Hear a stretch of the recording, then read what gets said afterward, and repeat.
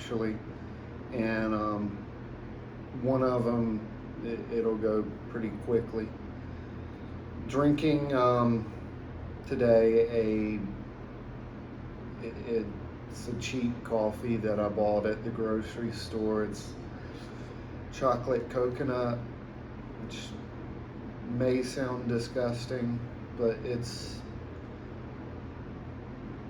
mediocre and it was cheap, so like saving that money. But we're going to talk about, let's see, chapter 42 and 43. 42 is called Nepenthe, and 43 is called the Greatest Rebellion. So,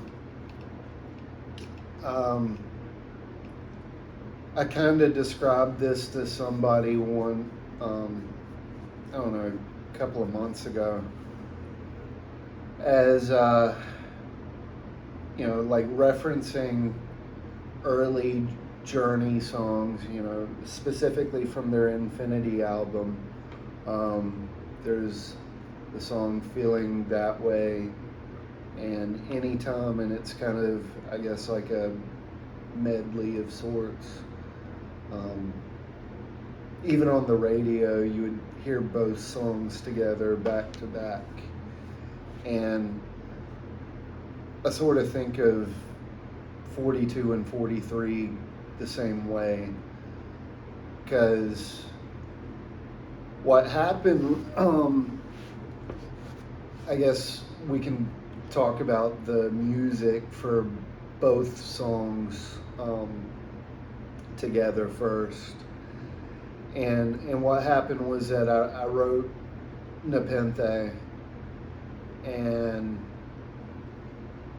got to the section where it's, this black metal, really fast, high BPM, blast beat sort of thing at the end of the song. And I thought, well, this song needs some sort of like outro kind of riff sort of thing, because what I basically did for this song, I think, was just kind of wrote this clean guitar that you hear in the background, and then wrote everything sort of around that with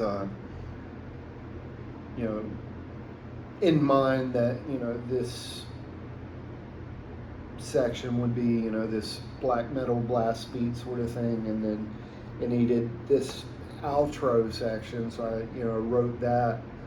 But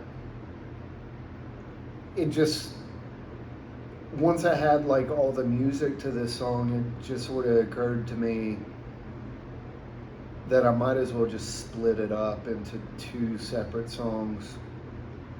So really, it was originally just one song, but it just made sense to split up, because it sounds like two completely different songs because of just the overall tone of it. Like, if the Greatest Rebellion is the outro sorts, it just doesn't sound like or fit the rest of the Greatest Rebellion, yet it was written as one song. And really, to connect the two together, like production-wise, post-production, whatever you want to call it, taking the end and the beginning of the two songs and creating a repeated loop that goes, I think, 4 times. It's like a half-second loop, just kind of cut, paste, crossfade, guitars and I don't know if I crossed or repeated the bass or not. I can't remember off the top, but just sort of having that repeated noise, um, and then boom, Greatest Rebellion pops in with this like really down kind of tempo, clean, you know, I guess minor key sort of feel to it. Um, it just made sense to do it this way. So that's really all I have to say about the music, really, for both songs. So we'll first talk about Nepenthe and like what the song itself is about. Um, so Nepenthe is dialogue between the character of Parson Brown and the protagonist. This song, Nepenthe, starts directly where the last song left off. The protagonist beat down Master Bates. He's ran off, and now they're Parson Brown and the protagonist are just continuing to hang out or whatever, and what happens is they come across a bottle of like booze while exploring the prison facility. They basically come across like a canteen sort of area where they find this bottle of like whiskey or whatever, and they also find food, like really good food. So they proceed to like cook a meal together and start drinking and getting drunk, pretty much. Meanwhile, while they do this, Parson Brown is depressed because of the altercation between the two of them together and Master Bates. So Parson Brown leads the protagonist to a stairwell that he knows about, and they start climbing these stairs together, still drinking, still got a bottle of booze, and still talking to one another. And this may be one of those things that like I've said plenty of times before, this prison has all these different sections. It's massive, huge.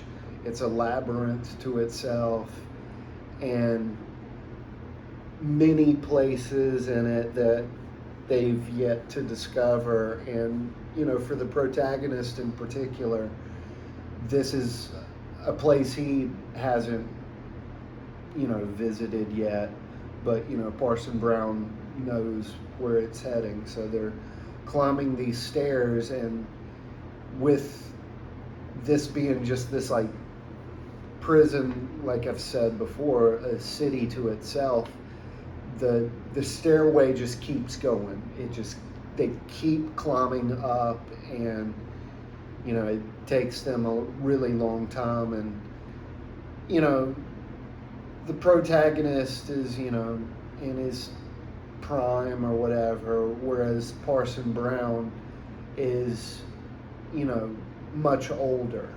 He's, I guess, in his twilight years, or like the beginning stages of his twilight years, you know, entering into, being considered elderly, I guess.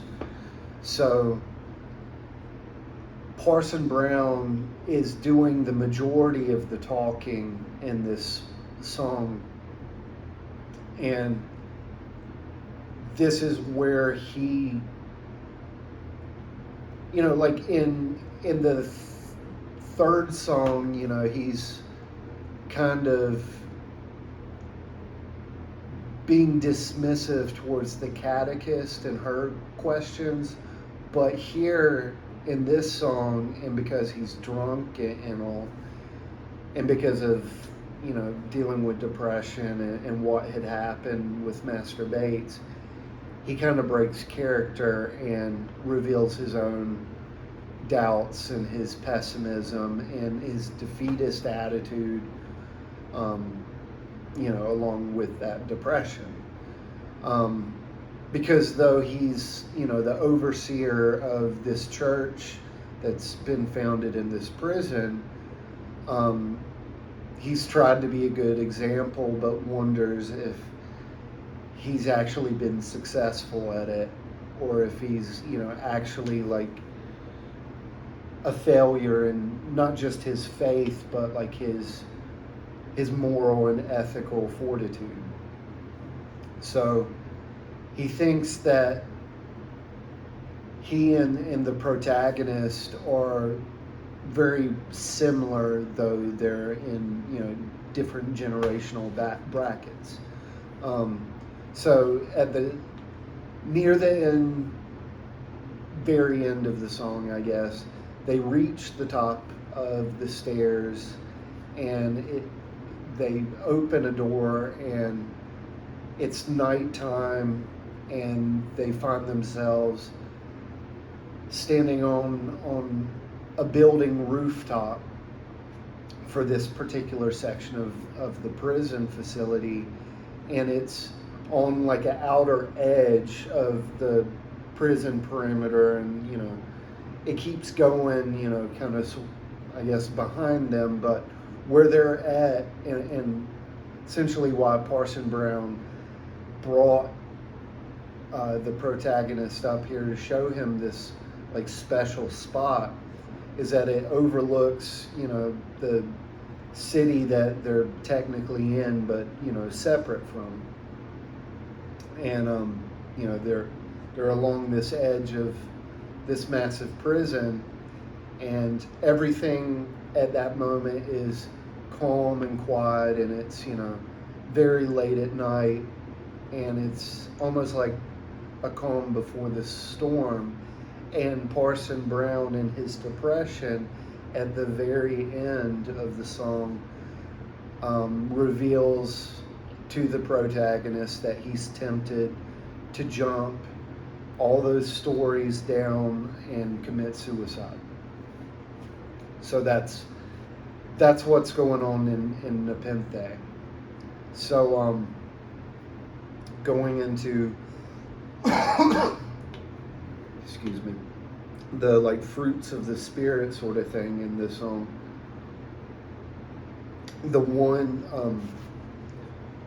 mention and kind of like in order again is that of kindness, which Eugene Peterson, the Message, rewords as a sense of compassion in the heart,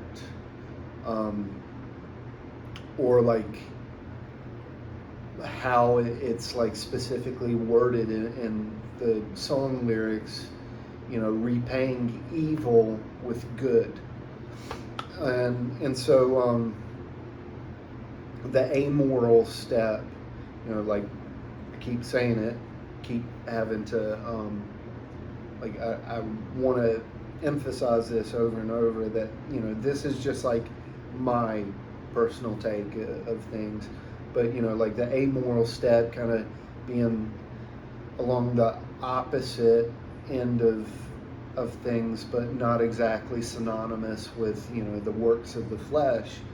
The amoral step in this song I call hoarding of necessities to not offer sustenance and aid to others, because I guess, maybe the protagonist is just as guilty of this in the song, but I like to think that he's not really thinking much about it. He's just like in chill mode with Parson Brown, just them having like bro time together, even though like Parson Brown's kind of like his pastor or whatever. And what I think is, maybe Parson Brown and the protagonist could have gone back to the others and been like, hey, we found all this like food, and it's not much, but like we can have like small portions of like a really bomb ass meal, like good food, and all of us like drink some whiskey together and just like enjoy, and savor this moment, sort of thing. But I think Parson Brown, as a leader,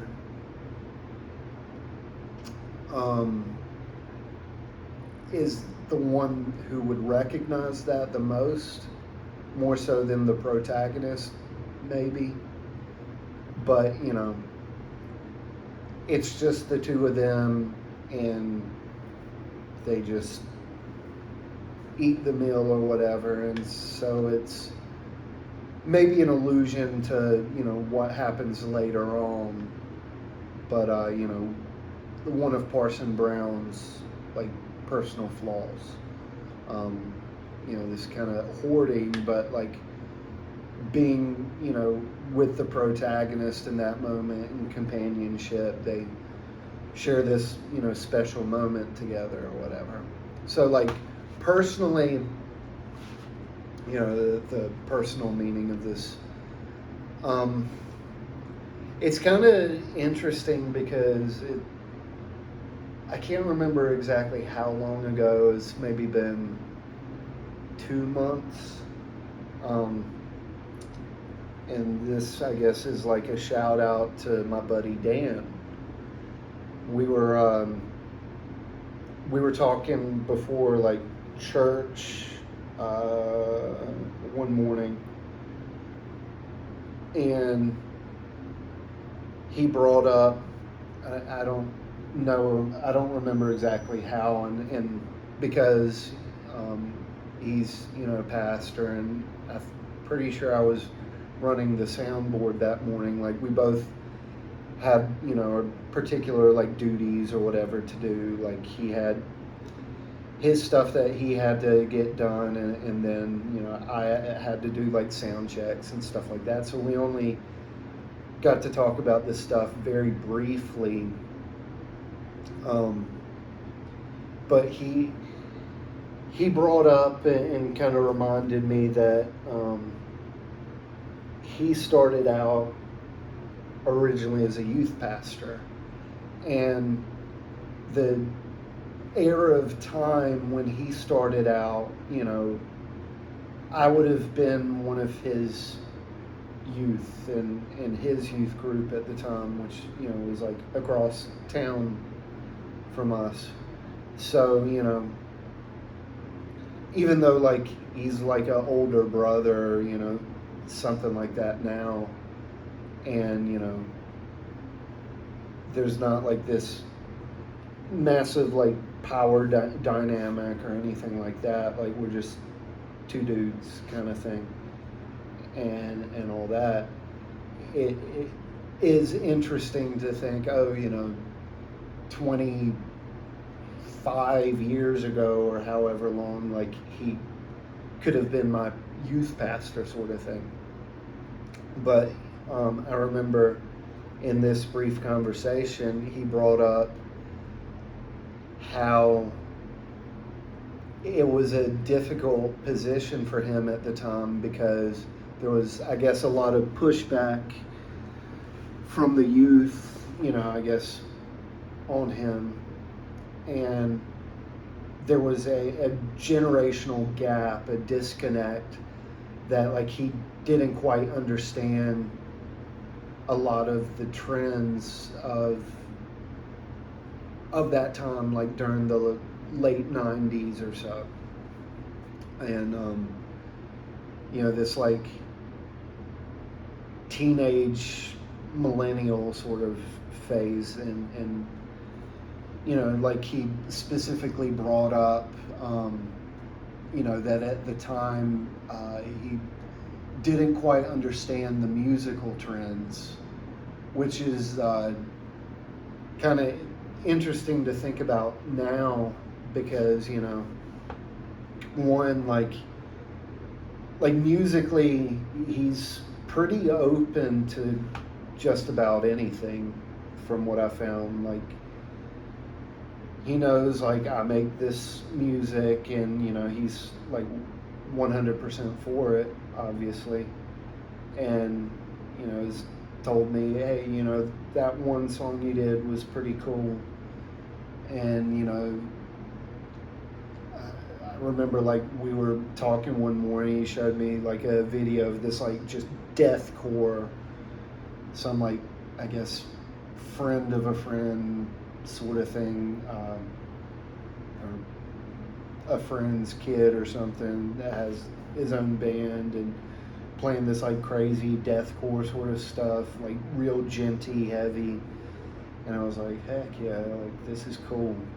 And so he was showing me stuff like that, and then, like, we're talking about like Steely Dan or Journey, or some like 80s band or something. So I mean, he's totally like open to whatever, like, musically.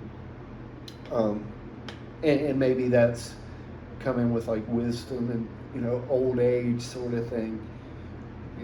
But he's not old, by the way. But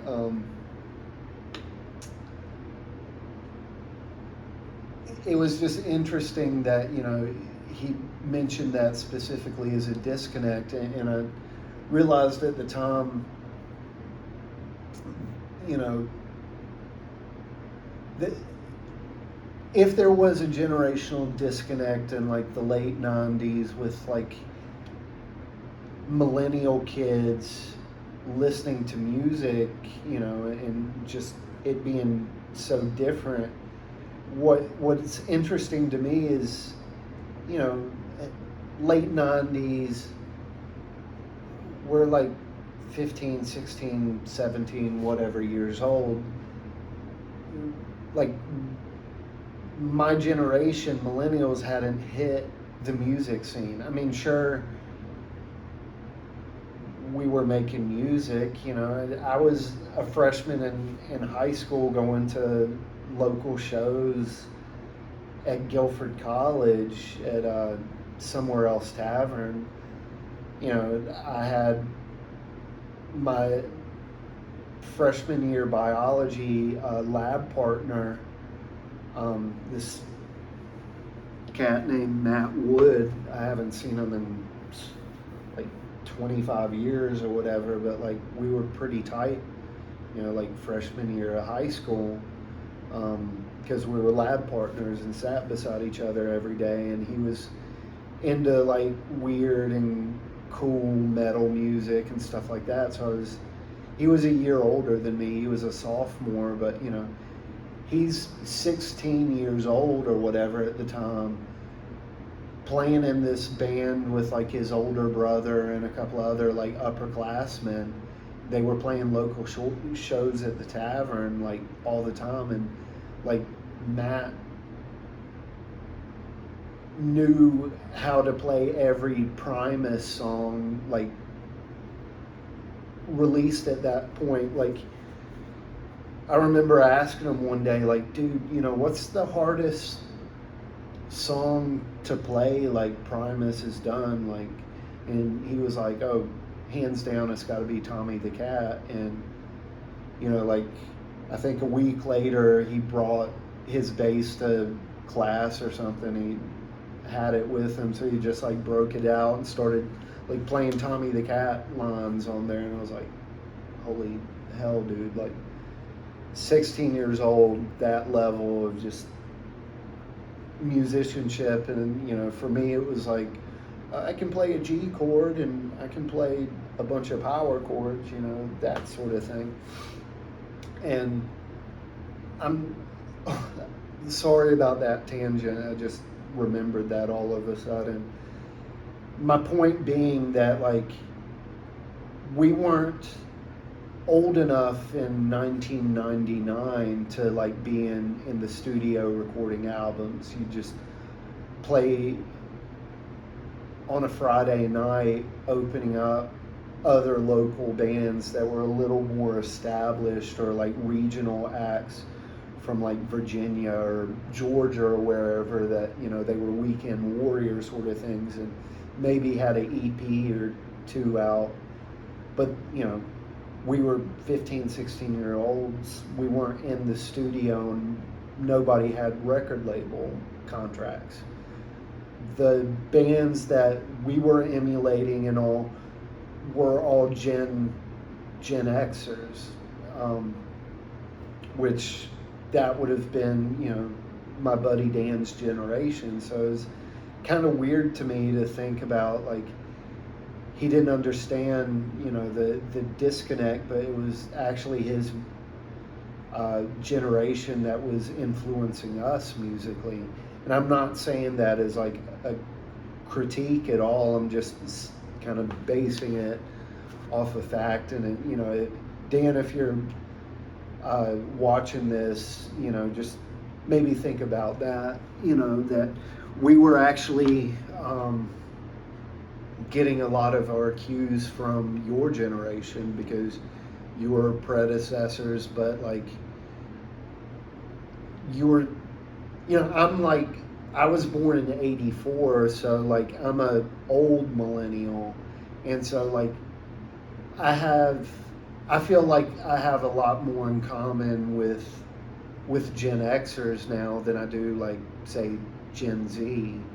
And I guess it was the same thing sort of back then, that like, yeah, Gen Xers were 10, 15, whatever years older than me, but like they, like I hung out with, younger Gen Xers, I guess, who were like in college age, and they were like big brother figures or whatever, or like my youth pastor being like in his early 30s at the time.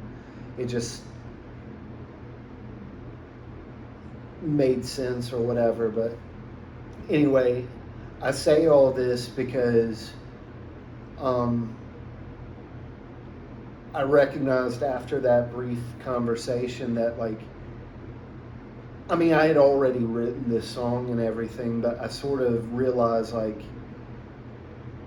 this song really kind of hints on that, because like Dan had brought that up in conversation because he said he was thinking or contemplating all week that week about like millennials and my generation and his time as a youth pastor, but I guess like what it means now as well. So like I'm saying all this is build up to say that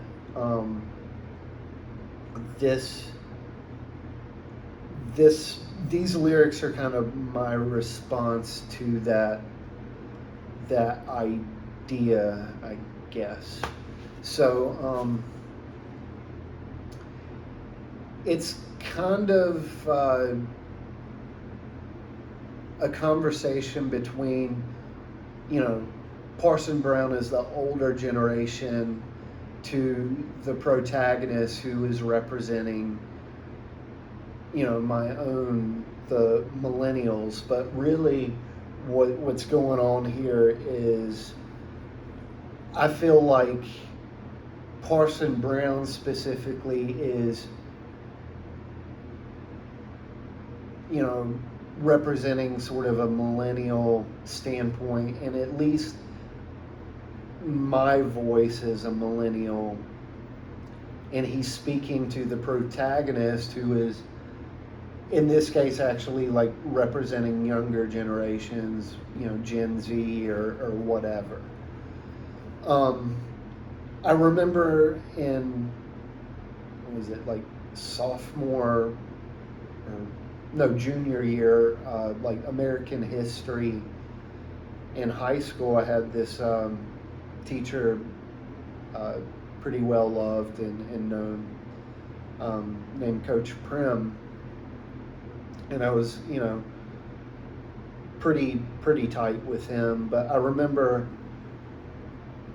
one lecture that he was giving us, one day in particular, and he was talking about our generation, and at the time I was, this was like 2000, 2001, so I was, 16, maybe 17 years old, and at that time my generation didn't have a name. We weren't known as millennials or anything like that, but he said that he liked to think that maybe our generation would be called Generation Echo. And he said that it was an echo because we reflected and echoed the morals and values of previous generations. And he saw it as like we were making progress in like a better direction, something more moral or whatever. And I guess that was something that I took to heart, even though that was like coming from a secular setting. But like within the church setting, it was clear at the time that, the older generations, whether it was, the elderly or, Gen X or whatever, it was like they were putting hopes and dreams into us, and they were investing in us because, we were going to go out and change the world. And we were going to be like future pastors and do all these great things. We were going to fund the church. And as we became adults, 18, 19 years old, it wasn't just like when we hit 25 or whatever. It's like you graduated high school and you're automatically an adult, and over time we started realizing that we had to go out into the real world, so to speak, go to college or go into the workforce or whatever. And it seemed like the world was chewing us up and spitting us out. I've said this before, but I noticed a lot of my friends were losing faith. But then I realized, well, wait, they said we were going to do all these great things and that we were reflecting kingdom principles and godliness and morality. But then I started to notice we were all having our own moral failures.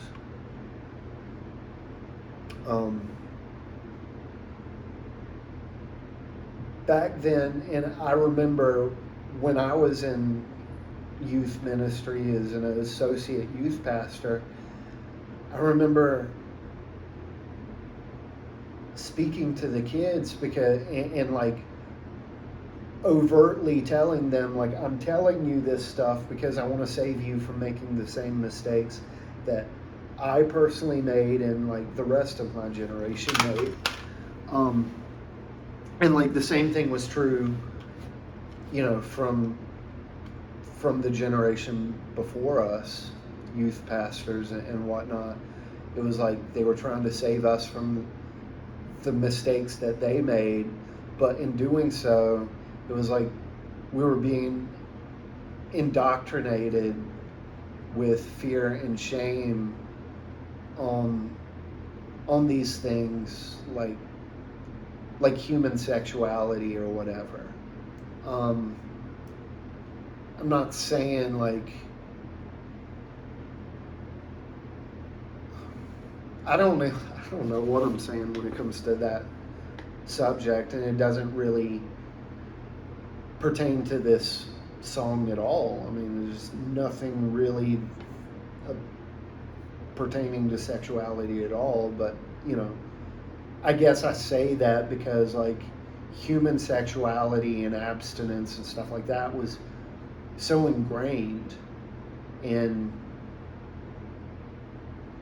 the church, but you know, maybe also like in in the secular world of like, well, you've got to be afraid that like maybe you'll get herpes or AIDS or something or pregnancy, and you know, it was like in both, and yet did it stop anybody from going out and sleeping around? And no, not at all. And once we became 18-year-old adults, all the money and time and energy that was put into our generation no longer applied. It no longer mattered. We no longer fit in anywhere like within the church world. We were too old for youth group and too young to be considered like full-fledged adults. Um, if you were single, well, and I've said this before, but like there was no point in going to singles group ministries at church because everybody knew that was middle-aged divorcees. And here it is, you're 18, 19, you're basically college age, and you're trying to like navigate all this stuff. There's just nothing for us. And I guess a lot of churches now have college ministries or whatever, you know, make the college kids into youth leaders, you know, which was somewhat true back then, but like it just didn't feel socially like we had a place in church. So a lot of people left, of course. Um, just no longer being youth group kids, but neither feeling like adults. We didn't have the support, and we were only just starting to like actually journey into maturity, but you know, felt like we were forsaken by our elders. And so like soon enough, socioculturally, our generation as millennials, we were judged and shit upon.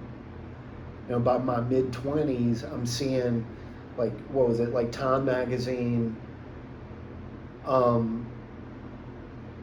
front page shit of, you know, millennials and how we were, you know, this privileged and lazy generation and just being shit on. And yet I look at it now. I mean, they were saying we were so temperamental and not contributing enough to society, and yet we were entering the workforce or whatever, and we were expecting something for nothing.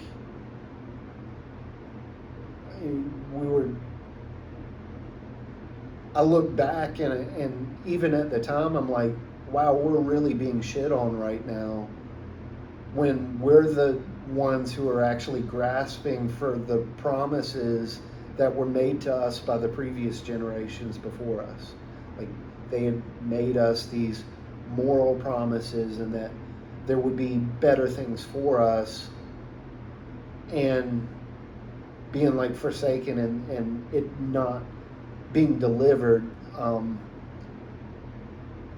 mean, not long after I graduated from college, you know, the housing market crashes and the housing, all that stuff, Occupy Wall Street and stuff like that. And it's like, a lot of that stuff I thought was very stupid, but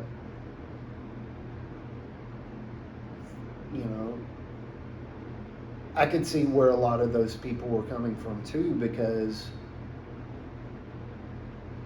it's, I mean, it felt like we were given empty promises and then blamed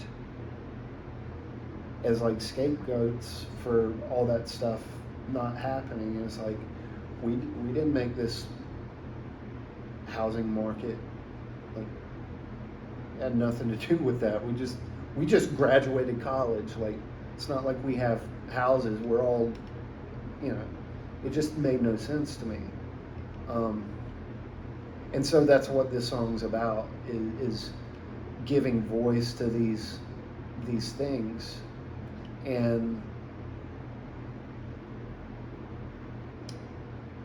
one thing that I want to point out at the end, the last like 4 lines or so, you know, it says, despite their flaws, I wasn't immune to my own. So tonight I want to fall, because, stop there for a second, you know, that's him saying, Parson Brown saying, you know, I had my own mistakes. Um, you know, they were wrong about a lot of things, but so were we. So tonight I want to fall, commit suicide, sort of thing. And he goes on and says, because I was the future, you will be the past, but we never become present. Merely passersby passed torches to light our generation and those to come. That, I guess, even pass torches to light our generation sort of has a double meaning. I don't even think I meant to write it that way, that like we're to light, you know, the way for other generations, but in the process, like, we're kind of burning ourselves, lighting ourselves on fire. And one thing I remember Dan saying to me too in that conversation was how much pressure was put on us back then to go out and basically save the world, and him saying now, like, saying today, like, that was unrealistic in of us, and what we really should have been doing was just letting you be kids and navigate into like adulthood, and basically just not putting pressure on you to go out and grab the world by the tail, but like just giving you a safe place to grow up, period, and not expecting much of anything because you're children, sort of thing. Like, it's time for you to go to school and to learn, and then you can like take on the world and hopefully not get spit out, sort of thing. So that's what this song is about, is realizing that like there's a cyclical nature to it, that each generation is its own thing, and maybe each generation tries to tell the next that they're going to be better, but maybe it isn't. Maybe it is kind of all the same. I don't know. So the references in this song, you know,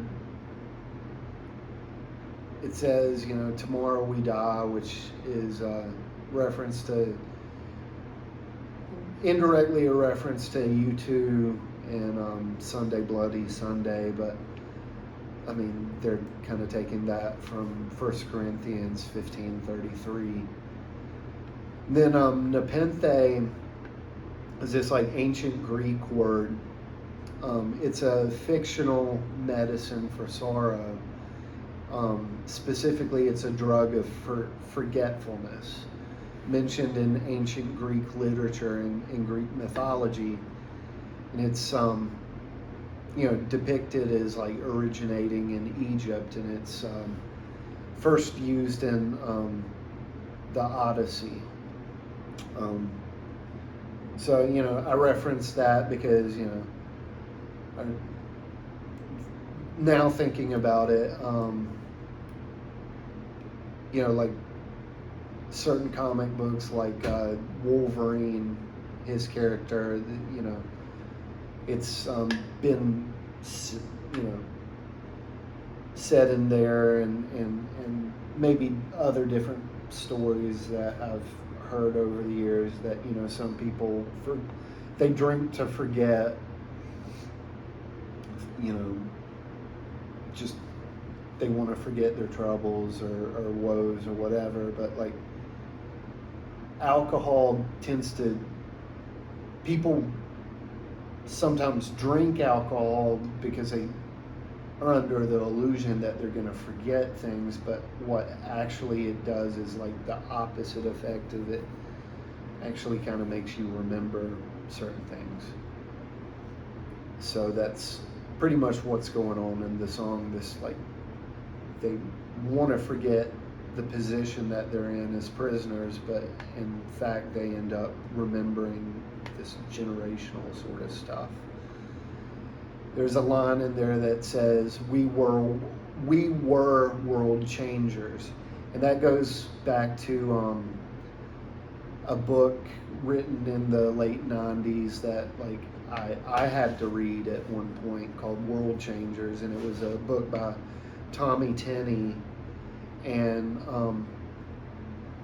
that's direct reference to my youth group days. We were literally called World Changers and stuff like that. Like, that wasn't our youth group name, but that was something like our youth pastors and all would tell us, is that we were world changers. Even the, like, name or title of the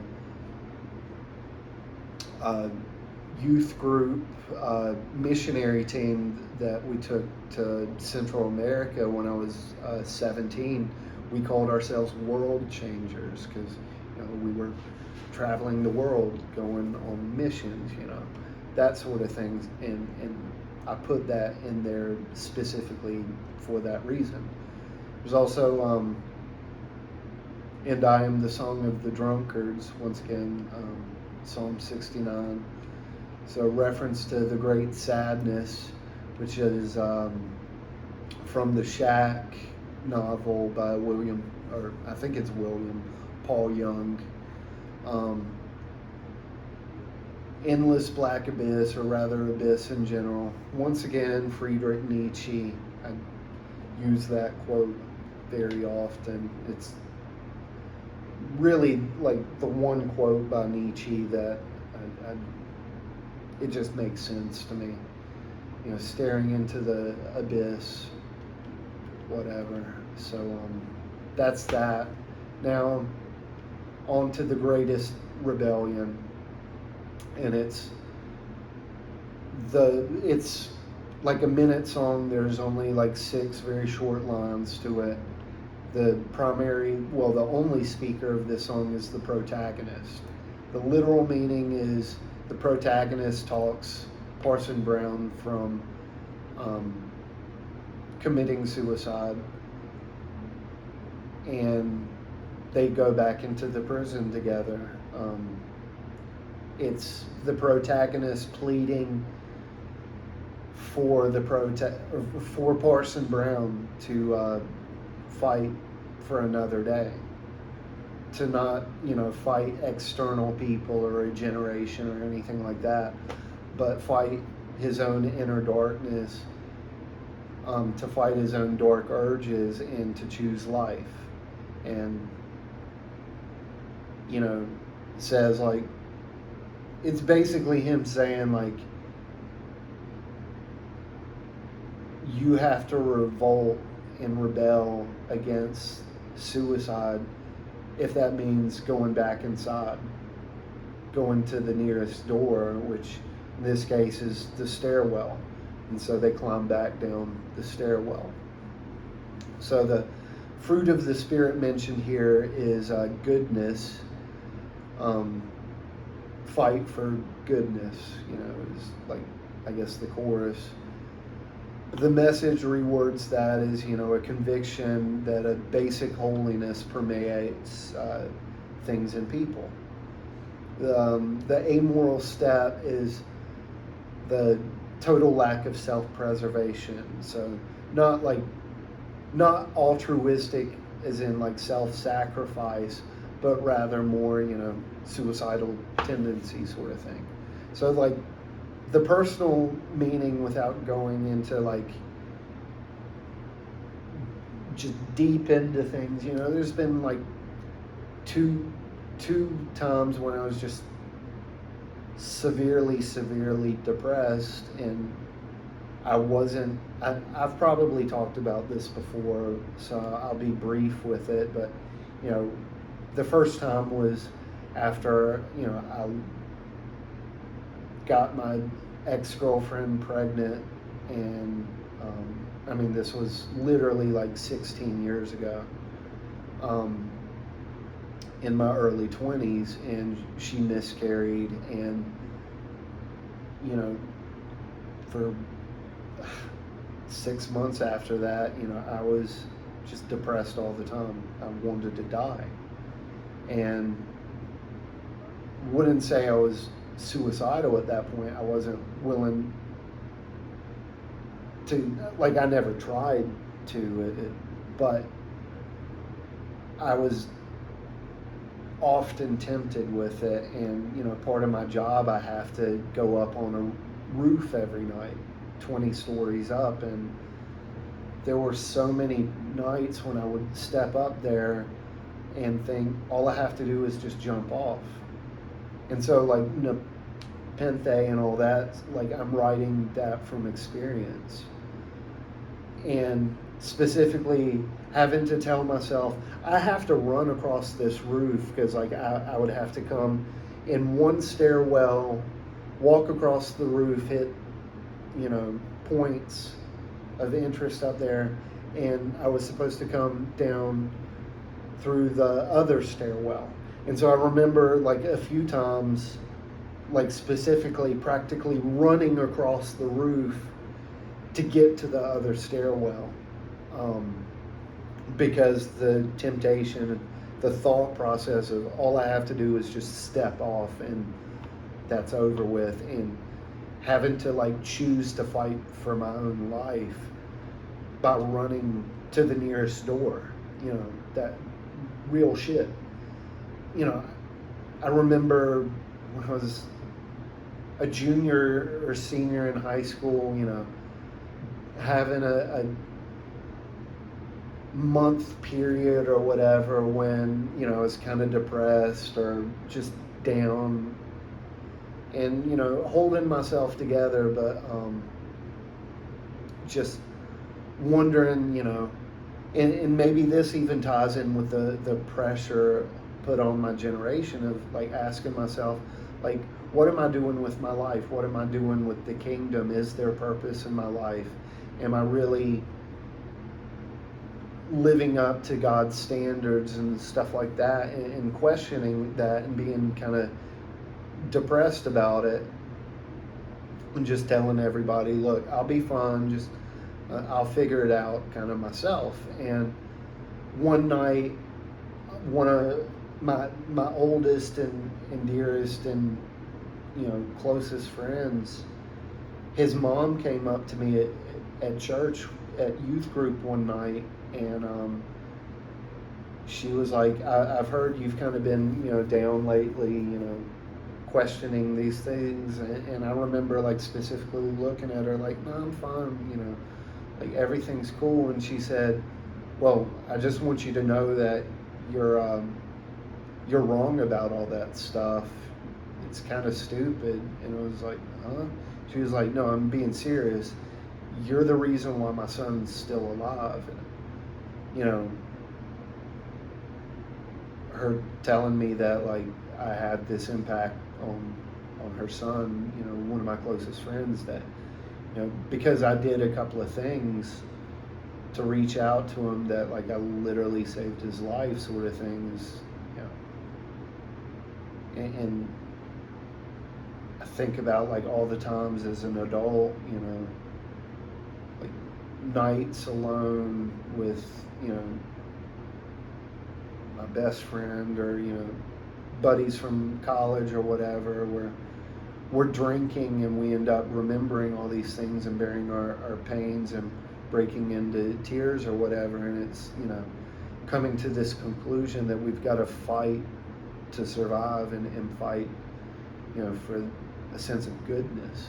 So, like, all the last couple of lines and what this song's really talking about is kind of like basically referencing Albert Camus' The Rebel, or like his myth of Sisyphus or whatever, of just like this greatest rebellion being like, you have to fight against like suicidal tendencies and urges. Like, you have to fight for life. And, line saying, asking how high is, referencing the phrase, they say jump, you say how high, that's reference to early Rage Against the Machine, that sort of thing. So I think that pretty much covers both of these songs. And I guess my heart of this song really to tell people is that, like maybe my generation in particular, we were set up almost for failure or whatever, but like at the end of the day, you just have to, like, the greatest rebellion may very well be fighting those darkest moments when you just want to die, and just choosing your own life. I know Jesus told his disciples, you got to lose your life to gain it, but he's not obviously talking about suicide there. He's talking about something else entirely.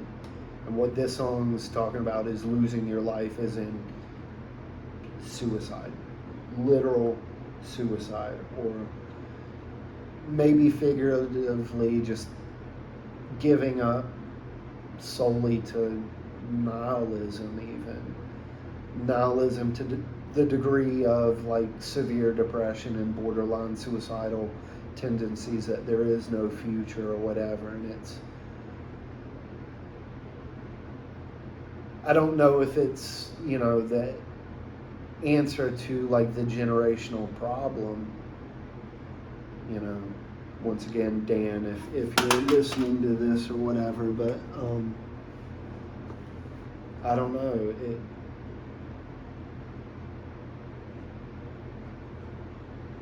It's just sort of have to fight for the future by just simply existing. And I guess that's where my inner existentialist comes out, is that